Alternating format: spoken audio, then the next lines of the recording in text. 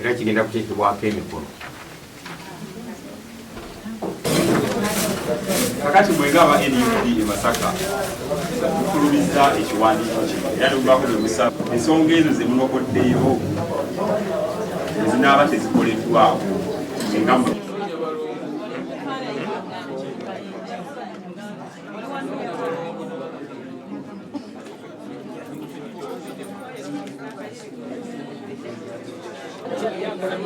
Akireke? Okay, thank you.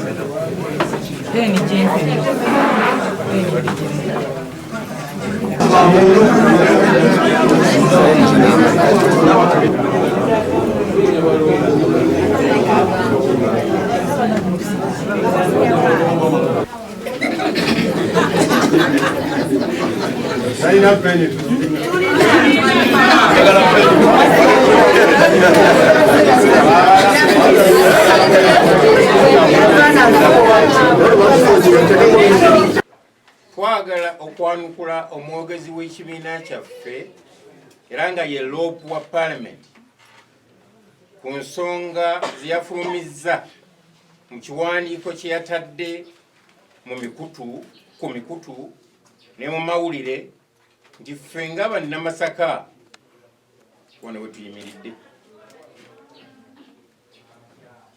ensimbi ez'akasiimo eziweebwa abakulembeze ku buli mutendera gw'obukulembeze essente ezo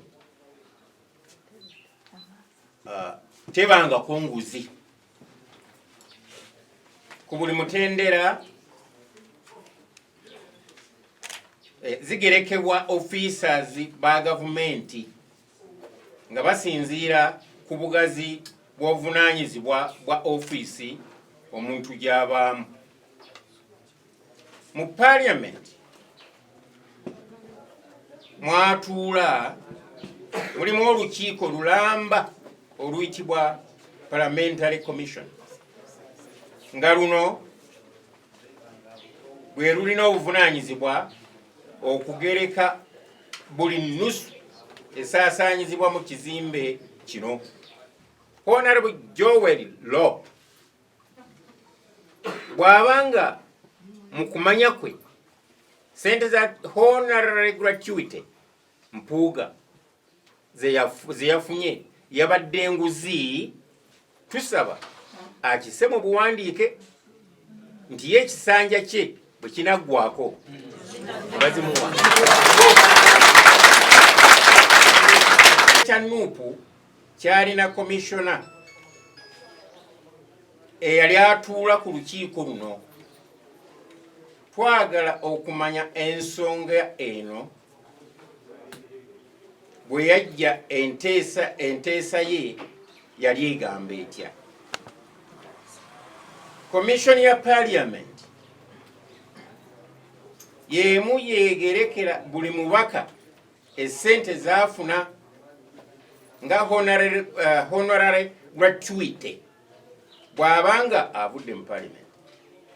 Twagala okumanya mukama waffe principal essente eziwerera ddala emiliyoni 320 ze yafuna ng'avuddeyo nazo zaali nguzi.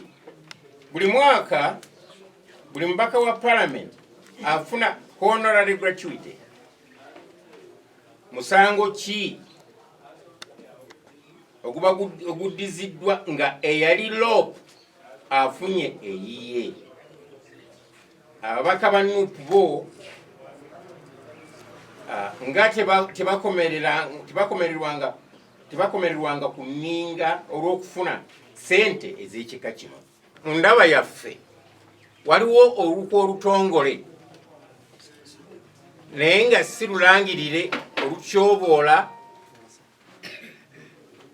okukkakanya n'okulengeza Oweekitiibwa Mathias Mpuuga na buli amufaananako mu nkola y'emirimu.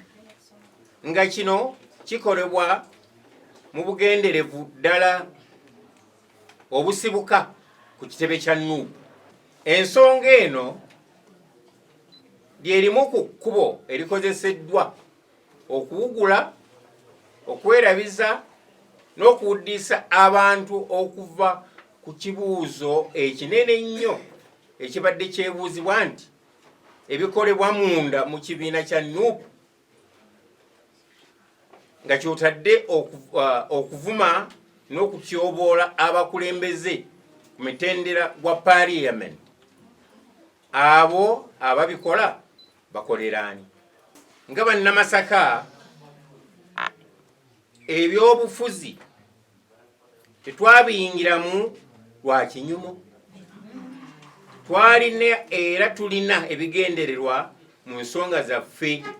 N'olwekyo principal wa Nuupu ye bw'aba talina bigendererwa bibye ng'omuntu, ekiseera kituuse ayatule wayimiridde ku ndooliito eziri mu kibiina. Ebirowoozo by'obukulembeze bw'eggwanga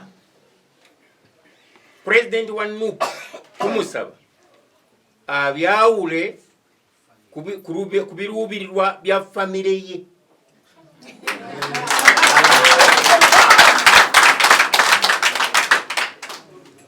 Era asitule omutindo gw'obukulembeze mu kibiina kya Nuupu. Tulowooza nti abantu mu abanuupu abali ekamuta temuli benkanya.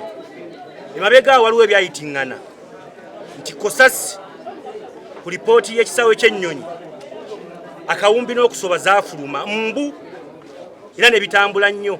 Timwami Ssennyonyi wafuna akawumbi ne ssente zisobamu.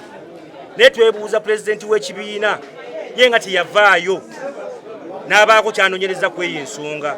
Ali ku busonga obutinitini nga ne ssente zibavunaana Oweekitiibwa nti yazifunye nga kasiimo eziriko n'ekiwandiiko ekitongole ekya gavumenti.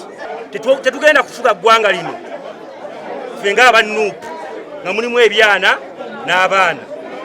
Era pulezidenti nze nkugamba nti njagala webake olowooze watuyobodde nnyo Oweekitiibwa Mpuuga n'Obuganda bonna.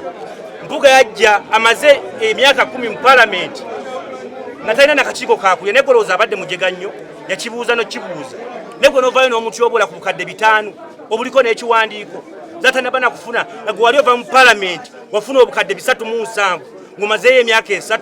Ono abadde Lope emyaka 2 n'ekitundu. Naye bw'okeera enkya n'ojja abantu abasobola okwogera, abasobola okukiikirira abantu, n'obateebanteba n'obajja mu buyinza, ky'oba otegeeza kiba tekiriwo. Then opposition to me eba terina kyetegeeza. Tosobola kuŋŋamba nti omuntu ali mu ofiisi afuna gratuity. Ffenna abakolako local governments, ffenna twazifuna sente era ne tuzikozesa era ne tuzirya. Novaayo n'ogamba nti eyo abuse of office. Novaayo n'ogamba nti step down. Gwe ng'omukulembeze ogattako numbers oba okendeeza abantu. This is something we should have calculated. Nga tuli mu nnyumba yaffe ya NUP ne tumala ebizibu byaffe. Ekyo si kizibu kyaffe. Omuntu okufuna akasimo si kizibu kyaffe. Ekizibu kyaffe bizibu by'abantu. President avuddeyo ddi n'amanya nti abantu banyigirizibwa kino na kino. Asiiba ku nnyonyi.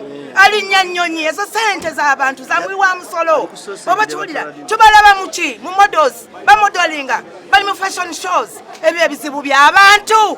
Ddala tekitujjayo ne tugamba tubitikirira abantu. Ffe tulina obulumi. Tuli mu opposition e Masaka. Nga gw'ovaayo tusalyawo nga banna Masaka. N'olwekyo omuntu wamwe tumugyewo adde wansi. Kyagala okutegeeza twamuwa kalulu. Tetwalonda. Tetwafiirwa abantu baffe. Abantu banyigirizibwa abamu bafuna n'obulema. Okwo kwe kutusasula. His leader of opposition, his spokesperson, w'ekibiina kya NUP, kikyagasseeko nga ye. Wabula okujjako mpozi nga Ssenyonyi ategeeza nti ebintu bimulemye. Kubanga bwe bali bamuwa handover, bali bamutegeeza nti office gy'oyingiramu erimu kino ne kino. We have witnessed it. E Kampala bamugoba, bamuggyako emmotoka. Ne bamulemesa okulambula enguudo. Eyo kyo kitegeeza nti engato gye yayingiramu nnene. Alwana Mpuuga si bino bya Joero, byani bya Joero bantu bayita bisi ku kateni. Naye alwana Mpuuga ya His Excellency Robert Kyagulanyi Ssentamu. Kubanga singa si abadde alwana Mpuuga yali badde yavaayo dda. Okujjaho ng'atugamba nti yawambibwa dda mu kibiina. Niba bw'aba teyawambibwa bino bikolwa bitya mu kibiina kyakulembera nga bigenda mu maaso. Tubadde ku lutalo wano Olumaya lwa Kkonga, tubadde ku lutalo lwaki kati bino bye biriwo. Leero Joel Ssenyonyi yali mu ntebe ate yawandiika ebiwandiiko. Pulezidenti atudde. Pulezidenti bino abimanyiiko era abirimu. Bw'aba abirimu twagala omusaba ne ssekusaba yenna okumanya nti amalala gakulemberwa kigo.